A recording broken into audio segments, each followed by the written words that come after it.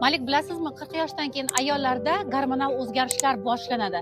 Lekin bu qanday bilinadi? Agarda siz kabluklar kiygingiz kelmay qoladi, tor kiyimlar sizni noqulaylik his qiladi, yuzingizdagi teringiz quriy boshlaydi va aynan ayollik iforini sekin-sekin yo'qota boshlaysiz. Bu esa o'sha aynan gormonal o'zgarishlar davri bo'ladi. Hozir endokrinologlar ham gapimni tasdiqlashi mumkin. Ayollarimizda estrogen gormoni pasayib ketadi va gormonal preparatlar iste'mol qilish tavsiya etilmaydi.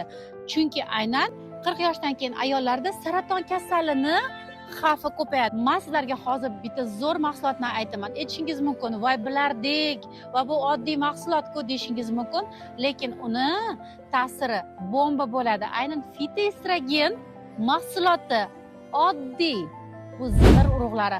Har kuni ratsioningizga bir osh qoshiq zig'ir urug'ini yarim stakan iliq suv bilan aralashtirib iste'mol qilsangiz, men sizni ishontira olamanki, sizni predmenopauza, menopauza va postmenopauza davringiz shunaqa oson va yengil o'tadi. Aniq aytishim mumkinki, siz o'sha kabluklarni kiyib, jozibali bo'lib, chiroyli xipcha bel bo'lib, qomatingizni ham saqlab qolasiz va o'sha aytganimdek ayollik iforingizni taratasiz.